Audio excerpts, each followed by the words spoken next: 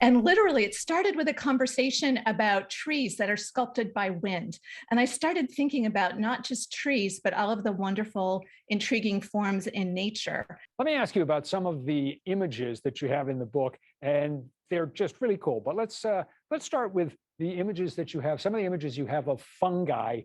where they're almost kind of trippy when you look at They them. are. Speaking of trippy, one of my favorite images in the fungi chapter is an amanita mushroom, which is the toadstool that you'll often see in children's books. It's red with white polka dots. We have them here in Maine. They are hallucinogenic. And the other interesting thing about amanitas is one of the hallucinations they can cause is a sensation of flying, and reindeer like to eat them too. You could have illustrated this book with contemporary photographs that would have been sharp, vivid, really remarkable. Instead, you chose to use these illustrations, almost all of them, I think, from the 19th century, and they are remarkable. Why did you decide to go that route? One of the visions I had for this book is a miniature cabinet of curiosities. So back starting in the 1600s, wealthy Europeans would begin amassing these collections of seashells, all kinds of gems, minerals, all kinds of natural objects, plants, herbaria brought back from the South Pacific, from the New World, and these are precursors to our contemporary museums. So I wanted to evoke that sense in the book. And I think also that these gorgeous illustrations are overlooked. We feel like we've seen them, but they are such an important part of scientific discovery, and they are marvels and wonders in and of themselves. Let me ask you about another topic.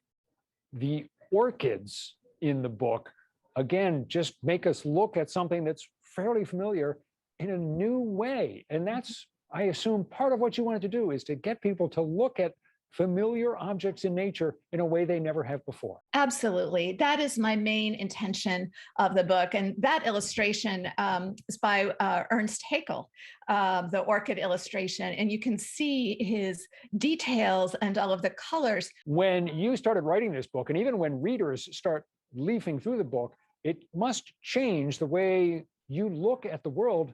Every time you walk out your door, you must see shapes and forms and structures in trees and grasses and animals and nests and so forth that you never saw before.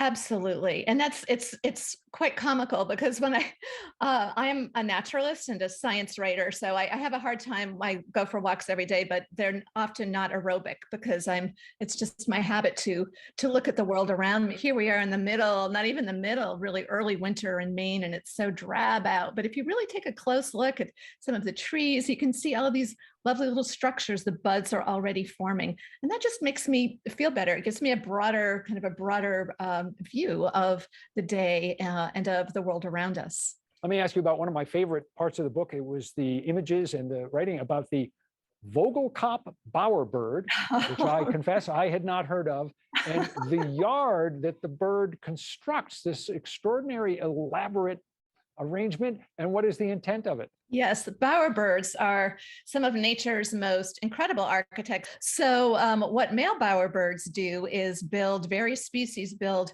different structures. They can be 6 or 8 feet in diameter, often out of very specific materials like dried orchid stems. So, it's kind of like a maple-like structure of dried plant stems.